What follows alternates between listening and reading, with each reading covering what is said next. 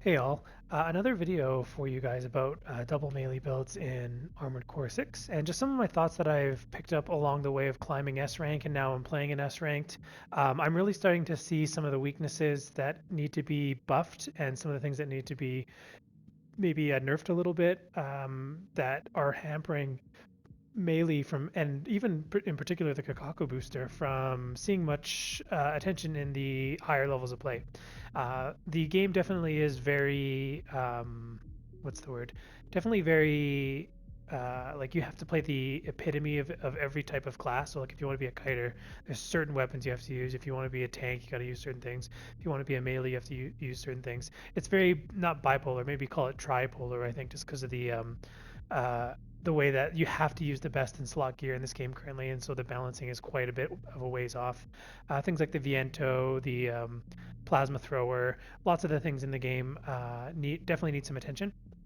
And I've seen a lot about the melee side that I think I could offer some commentary on. So I'm going to include a bunch of clips of usually where I lose the matches, and I kind of talk about why I lost those matches, even if I'm playing quite precisely in terms of maneuvering to the capability of the mech.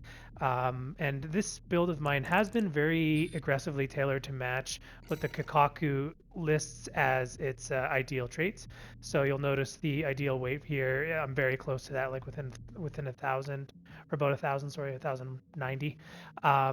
And you'll see that a lot of the things that I suggest would definitely make a big difference in making the build not overbound, like not to make builds that I'm currently at a disadvantage against, not to make them now advantageous to me, but rather just to make it so that the Kakaku has a fighting chance against some of the matchups that are very difficult without skewing the match into my territory of leaning on me being the favored outcome.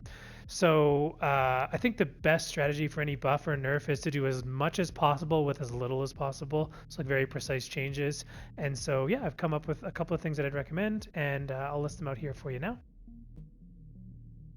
Okay, so before I get to the clips here, I'm just going to lay out the case of what I think should be done, and then I'll show the example clips and show how these small changes would have made a big difference without having to change too much in terms of the Kakaku. So let's just go down in order here. So the Kakaku booster is actually like very close to the worst in stats in almost everything other than melee attack thrust and EN consumption, which effectively contribute to one stat. In this case, like when you're melee thrusting, it's obvious that these two need to go hand in hand together, unless it's just like as a punish. So, for example, the Alula can get away with having a decent melee attack thrust, but having low EN consumption because you only really need to thrust as a punish. But the Kakaku is meant to be a melee thrusting build, so that makes sense why those two are maxed out. I still think that the EN consumption is way too low. You can rarely get that many melee thrusts off before you're completely energy bankrupt, so you realistically can't use it to close the gap on kiters. You actually have to body them into the corner of a map first from the ground without spending energy, and then you can either A-B towards them and then tap your feet on the ground to get your energy back right before you start thrusting. Uh, but there's lots of ways to counter that with positioning, like just making sure that they know to go up right as your energy is getting low, because then you have to fall for a long time and can't get your energy back, and that gives them a long time to get away. So in perfect play, kiters are not reachable by the Kakaku, and if you melee or thrust in, again, just go vertical, get over top of them, and just keep going up, and the melee user will have to fall to the ground for a long time, which will give you a lot of time to take advantage of another big weakness of the Kakaku, which is the thrust. So uh, coming back here, the Kakaku has one of the lowest thrust stats in the game. Kind of makes sense, but keep in mind this is supposed to be a close quarters battle thrust booster, and it is terrible at everything close quarters related. So this one weakness is one of the main reasons that it is so difficult once you've initiated to actually get some space and have any hope of winning a fight against certain builds like Vientos, laser tanks, etc. It's not the only one, and you can't just patch this to fix that, but it is one of the main reasons it feels like you're so sluggish. And once you've done your initiation, and if you failed the thrust, the match is basically over. It's because you have no way to get away. This goes hand in hand. I'm going to just mention this with another stat, so I'll skip ahead here to QB thrust and QB jet duration. I think this is probably the worst offender of the Kikaku booster. I could justify having a low thrust if I at least could get a little bit of space by you spending some energy to get it. But because these two stats are so low again, uh, realistically, you can't dodge many of the attacks that have a wide hitbox, like the laser shoulders. You're very likely to take things like the moonlight slashes or the redshift version slashes because, again, you can't get space. And this also pairs with the QB reload time. So look at the difference between these two numbers. It's about a quarter of a second. That's a long time to basically be vulnerable between quick boost, sorry, and it's one of the reasons that the Viento is so oppressive against the Kikaku, despite apparently being a close quarters booster. Let's compare this to something like the Alula. So the Alula here has a difference of only 0.05 of a second. It's not a perfect definition of your vulnerability window because technically your FCS is starting to catch up as soon as you've boosted, but for all intents and purposes, it's a working number here. The Alula, rightfully so, has a tiny window here where it's vulnerable as long as they're spending energy. They can't do it for long. But the problem here is that the Vientos can dump their magazines extremely quick, and they have such a high impact threshold that a quarter of a second is essentially enough time to, like, if you just wait between one quick boost, you get a half a second of time where you're landing the shots, and it basically means that if you don't stagger the Vientos immediately upon getting into range, i.e., if you miss your pulse blade thrust or whatever, it's over. The match is already over because they're going to get the slicer punish on you, usually if they're running that, and the match. And then if you pop your armor, whether it be pulse or assault, they'll counter pop theirs. They're going to have a lead up on breaking your shield or your impact again, and then again the match is completely over. So that window between these two is far too long. I think that what this probably needs to be set to is to bring the QB reload time to 0.45 seconds, so shave off a tenth of a second, and it should be a semi-evasive booster, but it shouldn't outright beat the Alula, obviously, especially given the energy cost difference here to quick burst. But at least it would help it have a small chance with perfect prediction boosting and like reading when they're about to start shooting their magazine again. It would help out a lot, and I wouldn't even fret if they increase the QBEN consumption. As long as they helped with the AB thrust as well, so that chase downs don't get incredibly expensive because they're already a losing matchup with perfect play, mind you, and that's not always the case. But that would be one small change I think the Kakaku needs right off the bat. Secondly is the QB thrust. I think that this should be darn close to the NGI booster. Maybe or maybe closer to the Flugel here. So like 20,000 would go a long way. Keep in mind again that the duration, I'm not asking for the QB jet duration to also go up, and those numbers work hand in hand, but as it stands right now, you simply can't get enough space when you quick boost away from enemies to actually get any space that helps you in any way. So like Vientos are not going to suddenly be out of range. Laser, and Coral Rifle heavy biop hit swaps are still going to be, in the sweet spot of range to keep landing shots on you. So you should be able to cover a decent amount of distance here. I'd maybe even justify bumping the jet duration up to 0.35, and then add on another 0.5 to the QB reload that I had mentioned there. So maybe 0.5. I still think that the window there needs to be the difference between the two needs to be 0.1. I think that would go the furthest to helping us out here. The upward thrust and upward EN consumption I think are fine. I don't think the boosters should specialize in that because that is the main weakness to melee, is using verticality in some fashion, or just speed to outrun the thrust and then QB dodge through the vulnerable sort of window on your left side where you won't hit them if you're doing the charge thrust.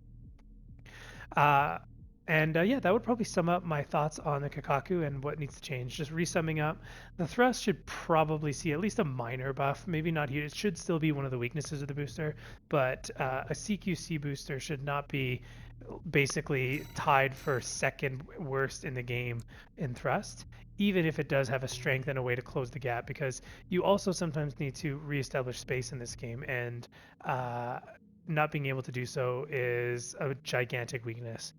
You can't even catch up to tanks when you're running this booster. Like, keep that in perspective. It's that slow. Yeah, the upward thrust and upward EN consumption is fine, but boost the QB thrust to closer to the flugel. I think it needs it needs a buff in both of these areas, all three if you consider the reload time. So QB thrust should be bumped up to 20,000. Jet duration should probably go up to 0.35, I'd say, and then the QB reload time should just be another 0.1 seconds on top of that. Energy consumption, honestly, I wouldn't even sweat if they make a little bit of a nerf there. It's okay if we have to do a little bit less, if we're a little less evasive than the Alulas, obviously. That should be the case. And then buff the AB thrust is another thing too. So this booster should be closer to the NGI, like maybe below the Alula and the NGI, but not by much on the NGI. One other adjustment for close quarters builds here that I think probably needs attention is the Javelin Beta missile. So this missile is kind of unique. It's one of the only missiles that's actually useful in close quarters, and a big reason for that is that it fires sideways, so it's not like you can overshoot the opponent. It'll shoot off to the side and then it'll come back around. And unfortunately, the missile's stats are a little skewed to make it a bit too strong for kiters and not so strong for what the missile ought to be the best in class for, which is for things like melee.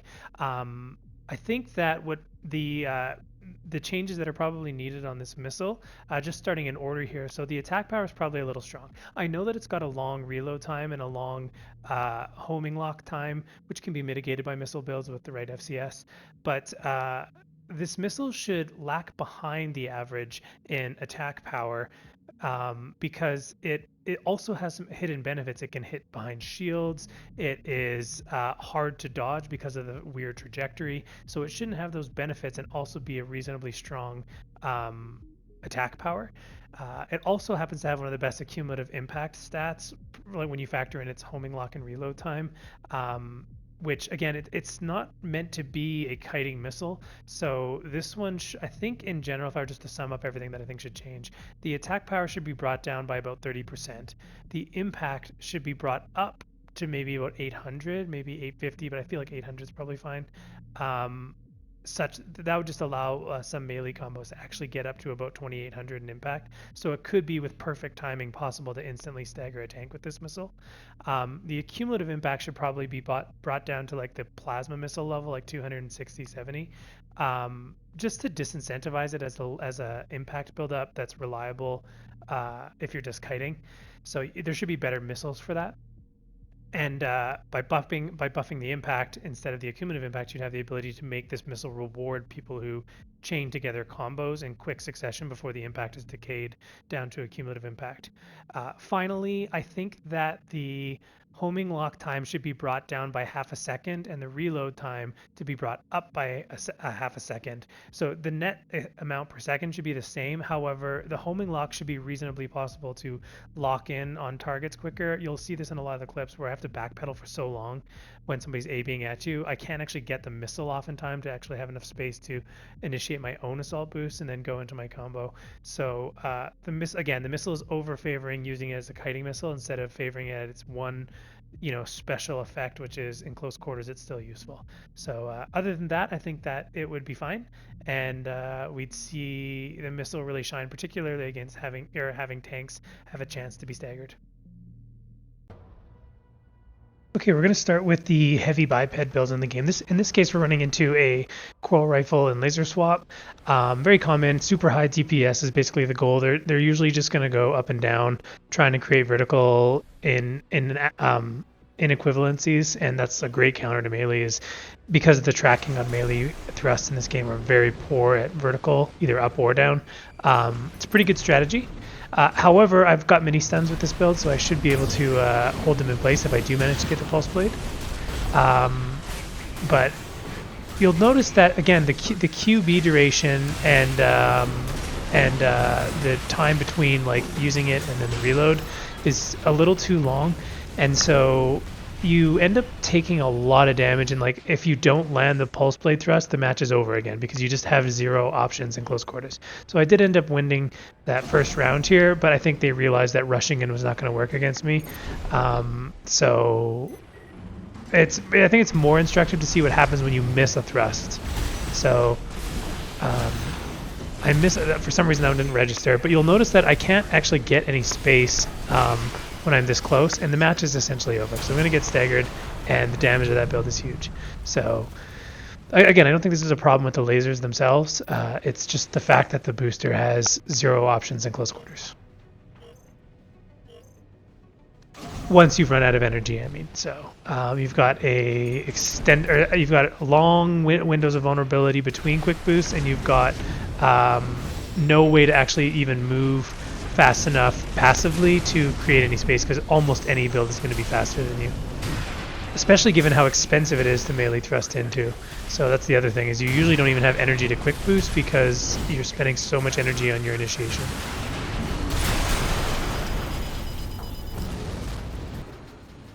Okay, we'll do another match against him as well in this, well, at least this, I've already pre-recorded these, but we'll take a look again, just looking at the consequences of not securing the combo, how the match is essentially over immediately.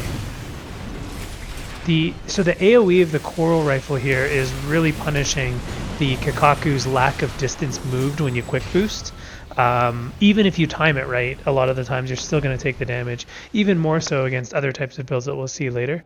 But yeah, the duration plus thrust value is too low, and so even if you quick boost, it doesn't really accomplish anything, because you're going to take the hits anyways. You're almost better off just preserving and getting all of your energy back as soon as possible, and then just taking the damage.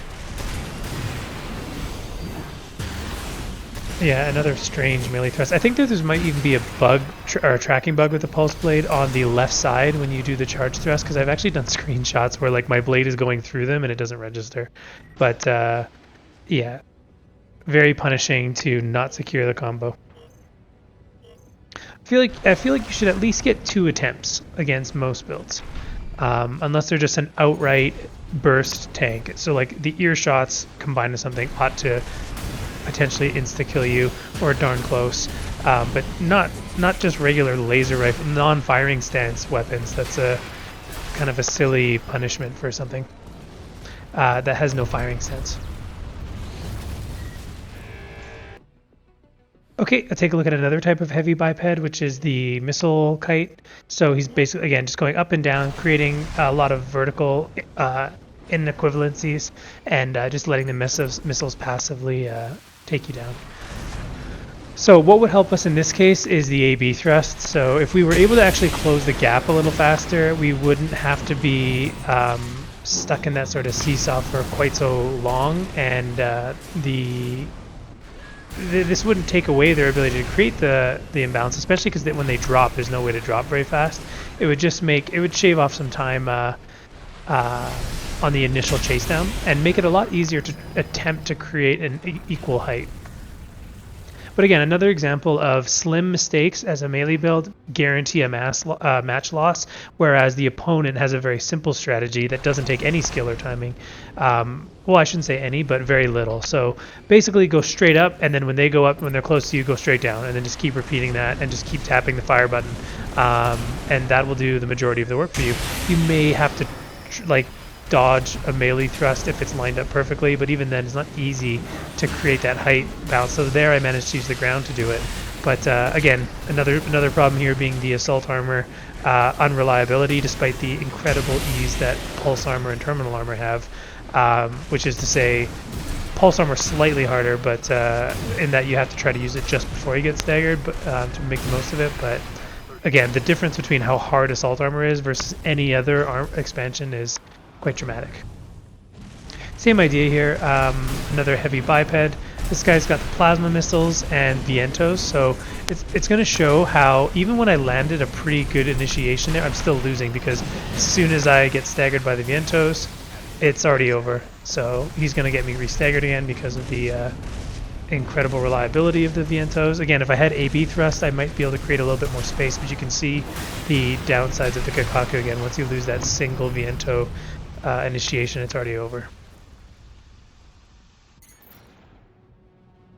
You could argue maybe you are supposed to lose the match against the Viento, but again, it's too easy to land the Viento and get that like 2,000 burst impact, which is enough to stagger realistically any medium weight biped. This is about the heaviest I can go before I think it starts going into heavy biped territory.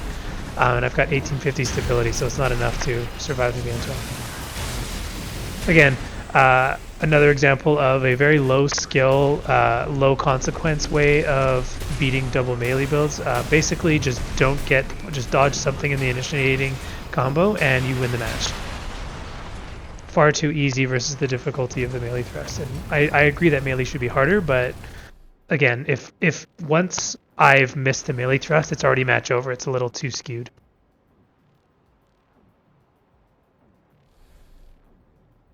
Now, if we had the ability to QB and dodge some of those shots, if we were spending energy while we wait for our pulse blade to get back on cooldown, then there would at least be a fighting chance to not get staggered in the second magazine, because I might be able to dodge 1 or 2 rounds and not take the full 2,000. But here we're looking at a shield, so this guy actually didn't parry that well, even though it is extremely easy. It's worth noting as well that they can parry your counter assault armor just by deploying as soon as they're able to do an action. So another way that shields basically outright counter melee builds. Just summing it up here, the PS shield is far too easy to parry a melee thrust. They're incredibly telegraphed. You also get an audible warning too, which is one of the best ways for human reactions to respond. So yeah, it's just too generous of a window, too many deploys to overwhelm the shield. Like, you might be able to argue, well, that's kind of why I like the idea of it being very devastating if you don't land it in the IG window. It would create a more equal exchange. Again, because the AB is so slow here, if they get their pulse, if I have to use my assault armor, there's virtually no chance of escape because the boost and the AB boost are too low. So lose the stagger race, immediately lose the match. Whereas for most builds, that's not the case. So I go up against this guy twice.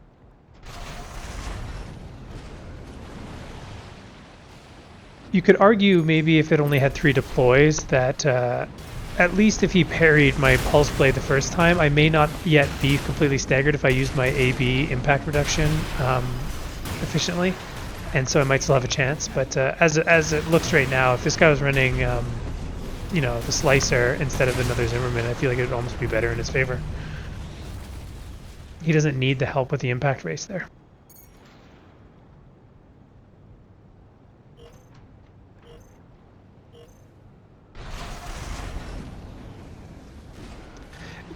The way I like to think about it is, imagine if both players play optimally, how skewed is the match? If it's heavily skewed, then something's not balanced properly.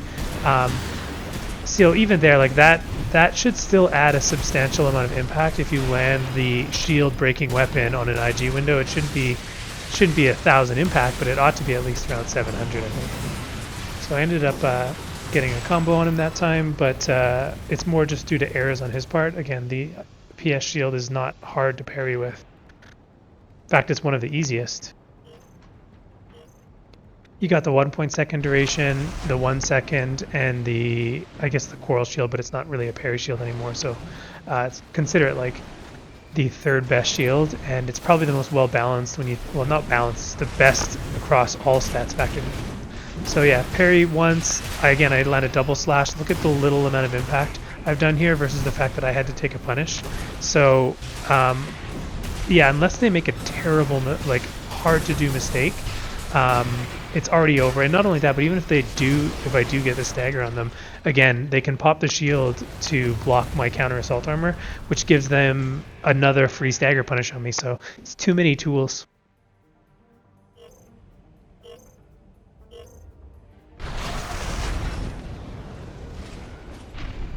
So this guy does an excellent job of showing just how persistently you can create a height imbalance. He ends up letting me get the combo the first time, or rather get the pulse blade the first time. But once he knows that I have to melee lunge in order to stun, it becomes very easy to dodge. All you have to do is just cut your booster and just drop at max free fall speed, because there isn't really a great way to lose altitude other than myself doing the exact same thing, which means I'm going to take all the missiles or the coral rifle shots or whatever else they've got while we drop, and that's not costing them any energy to do that either. Again, if I at least could close the gap with the AB usage a little faster, at least my energy wouldn't be so low, and the window to, to kind of see me coming and my telegraph melee thrust coming would be smaller.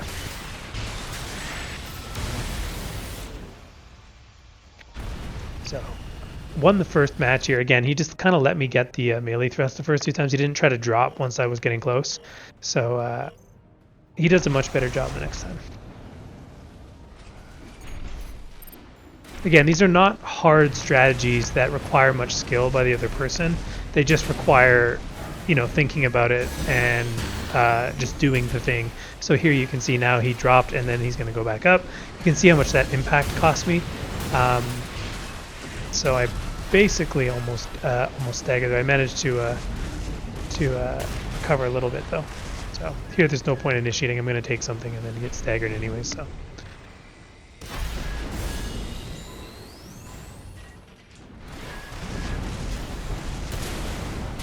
yeah, now he's dropping once I get close, then go back up. I forgot to drop there, but somehow the pulse blade still didn't track quite well enough.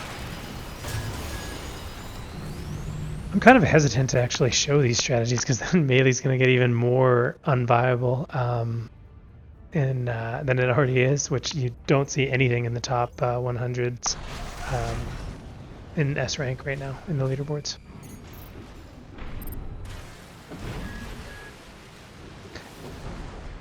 The general build they have allows him to get his energy back by the time he falls to the ground, roughly, or maybe even just before, so perma-flight. It's just a super low cost method, and then the missiles are coming from behind you a lot of the times because you're having to thrust in towards them, so it's very difficult to actually not take any missiles if you're going to mount an offense and create pressure on them to actually fly up or down. Theoretically, what I'm trying to do is get him out of energy so that I can finally initiate a melee thrust when he can't dodge. But yeah, that's a tall order when you're taking that much impact buildup and damage the whole time, and it's so easy for them to counter your thrust. So onto the most common difficult matchup, which is double Viento, and just showing how once you've failed the melee thrust once, that the match is over. Because you just can't dodge enough. It is better not to use the charge thrust, by the way, which I do for the most part now. Yeah, he let me get the javelin hit there, which is interesting, but it doesn't matter because one stagger punish on me and it's over. He's going to pop the armor, which buys him time to get the slicer back off cooldown. And then it's super easy to stagger me because I had assault armor. You might argue, well, maybe you should use pulse armor, but again, if you're a CQC build, you're trying to counter their armor so you can chain combos. You're not trying to play defensive. It's antithetical to the style of a melee build.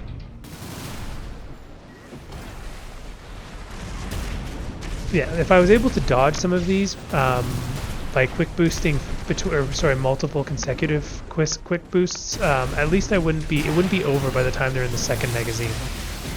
But with the current tracking and stats of the Viento, if they don't want to nerf that, and they want to keep lightweights at least semi-viable against tanks, something else has to be addressed with the Kakaku to make up for it.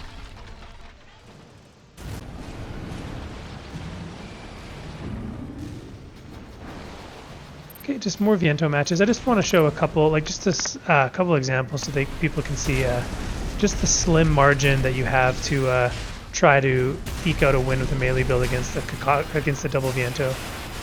This guy's using the laser, which and the Wurger finishing combo. Another argument could be said for giving this AP or this core a little bit more AP as well, by the way, or maybe more resistances. It's kind of funny that you can basically get one shot killed with one melee punish with a middleweight, or arguably close to heavy middleweight build.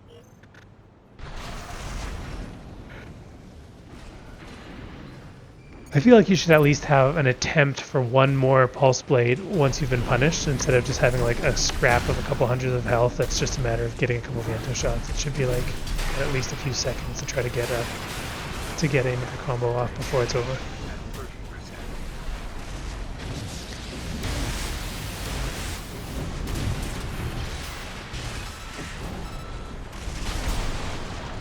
Yeah, so another Viento match. I got another one. I wasn't using the light thrust much, I noticed in these matches. It is a much more powerful tool. Just get one light slash and then the Zimmerman follow-up is pretty devastating in impact build-up for them, so I've been leaning more on that lately. But then again, neither of these guys are doing a terribly good job as Viento players. They're not going over me anyways, which is the much more optimal strategy against melees, to actually like hop over them and keep shooting down on them, because then their screen's flipping around, their thrusts are going the wrong direction. Yeah, it's not so linear and planed out for the fight.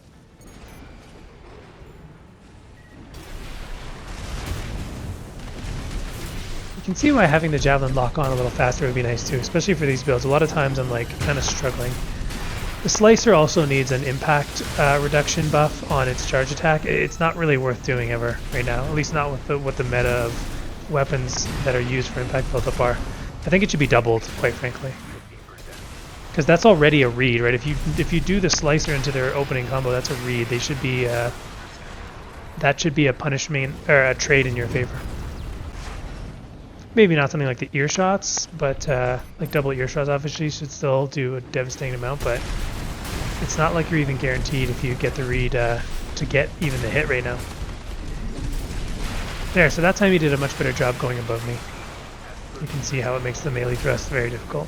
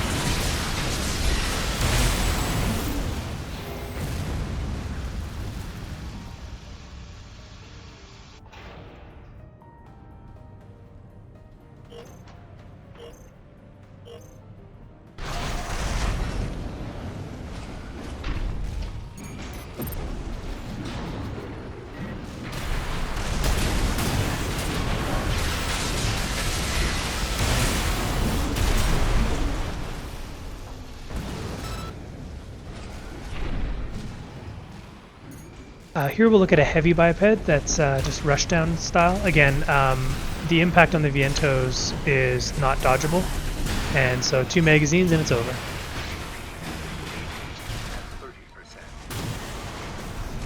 For all intents and purposes, 91 health left. Not even any point in popping the armor.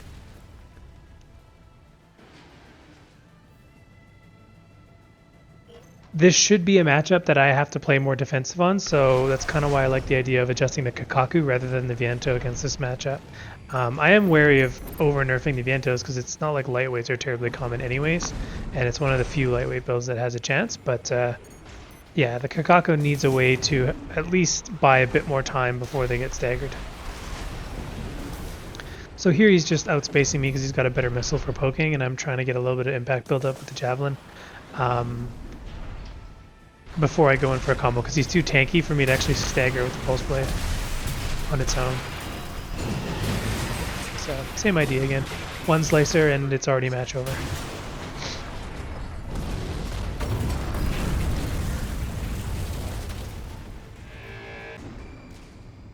So here we're going to go up against some tanks, and just showing how even with like what is pretty darn close to a perfect initiation, i.e. landing the missile, kick, the kick, then missile, pulse blade, Zimmerman, all in the impact window before a cumulative impact decays down, and still not enough to stagger the tanks. So I think that again the javelin could use a small a buff here to help make up for that, and then more importantly the assault armor counter. Further highlighting again though here the weakness of the Kakaku's QB thrust and duration and reload time. You basically close the gap and then you're taking those shoulders lasers, which is pretty close to a death sentence. Yeah, like again, the margin of error to lose the match is outright and slim, whereas for the tank, the counter strategy requires no tactics, no skill. It should be the other way around. The more skill it takes to accomplish it, the more reliable it should be if you do pull it off, rather than guaranteeing your death if you're just versing a strategy that takes no brain or tactic whatsoever. The AB thrust going up would do a long bit of, or a lot of work actually though, in getting away if they pop the pulse armor. Because right now you can see how fast the tank is, even with the Kakaku. Oh, gets stuck against the wall there, but you can see how fast the tank is closing the gap, even though I'm in theory using what would be considered a fast-moving booster. It's close quarters. So land the kick. Pulse blade connects, Zimmerman does, but not even close to stag. I think something decayed there. It's a little too far apart. Yeah, again, I because I didn't secure the full combo, it's immediate match lost. Okay, so this tank actually plays a lot smarter, and he forces me out into the open in order to rush him down, rather than having any cover options, because a lot of times you're going to be energy bankrupt by the time you actually get your full punish off. And if you don't have any cover to tuck in behind, as soon as you finish your slicer punish, you're taking the lasers, like it's guaranteed.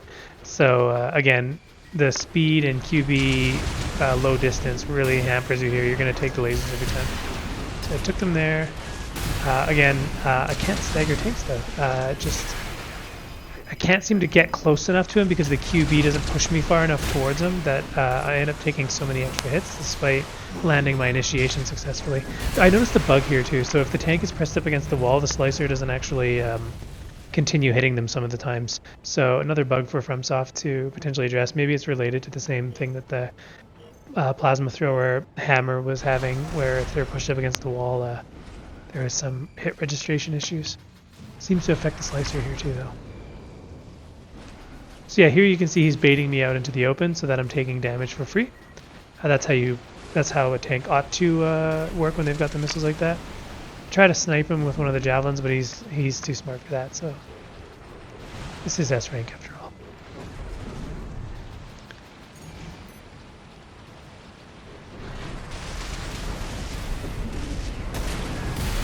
So eat the lasers for free. Again, the plasma slicer is simply too slow. Yeah, I think another alternative to boosting the javelin might be to bring down the tank's stability by 200 points. Or maybe just slow it down so that you can actually land combos against them more reliably. I don't know, one of the two. The slowing down might be where I'd start and fix the other issues first, and maybe you don't even need to affect the tank stability actually. Could just simply be one of those things where everything has to go perfectly, but right now it's just simply too hard to achieve because of how, like even while I'm A being here, you can see how slowly I'm actually gaining on him, and how much energy I have to burn just to get close. Here again, the bug kicks in there for part of the time until he gets bumped off of the cover again.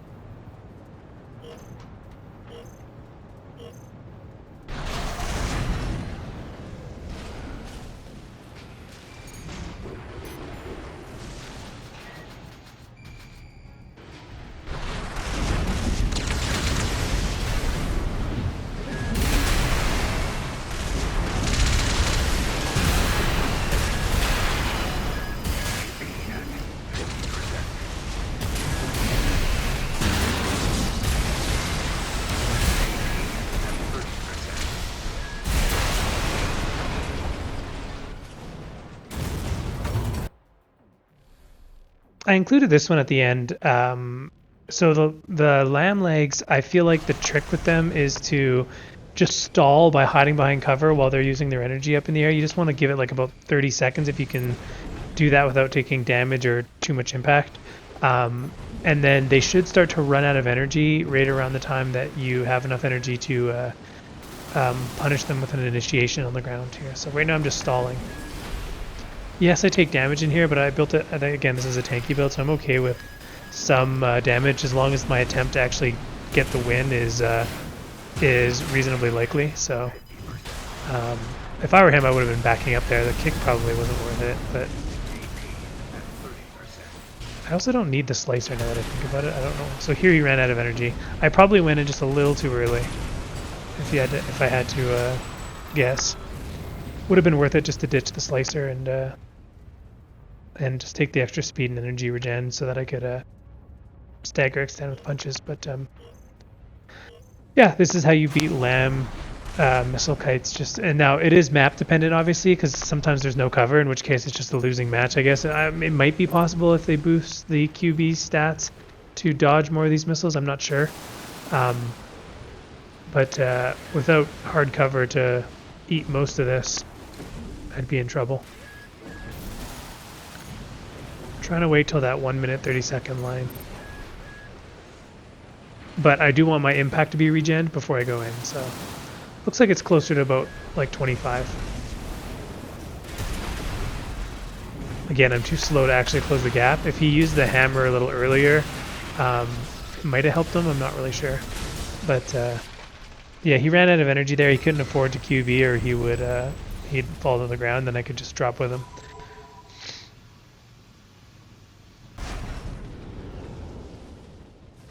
And I believe this is the last match, but another heavy biped missile with the aperitifs, which are particularly troublesome for me because you can't realistically dodge even most of them. But this guy does the best job of using height and height imbalances to basically like counter my melee build. And again, because my AB thrust is so weak, it takes me way too long to actually get up there, and I've spent way too much energy. It's way too telegraphed. It's easy for him to start dropping in time.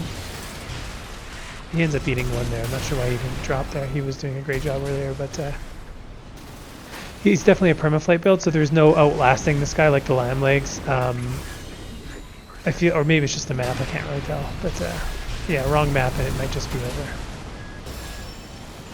Yeah, the aperitifs are just really strong, especially combined with those homing missiles.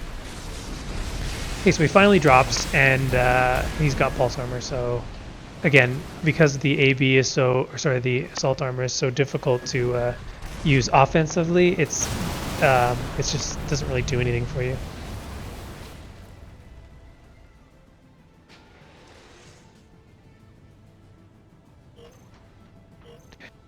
Yeah, so if I could actually AB to his like future landing zone when he was out of energy, and then assault armor aggressively and reliably enough to stagger him, that might have actually done a bit of work. Might not even have staggered him, though, this is quite heavy.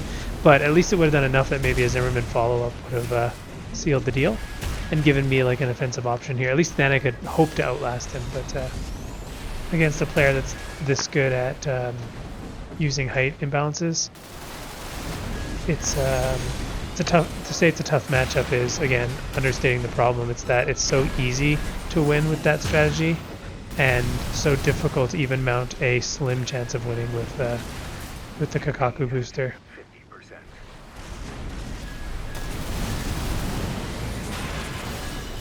I also messed up there too using the slicer, but it's kind of besides the point. I was definitely too far to actually melee thrust in, and with how expensive energy or how expensive an energy melee thrusting is, I would have been bankrupt by the time I closed the gap. You can see that's a reoccurring trend here. Like, it feels like while I'm chasing him down, I burnt, like, look how much energy I'm going to have by the end of closing the gap here. There's just not enough to even play with your melee thrusting because it's going to cost too much to even melee cancel once.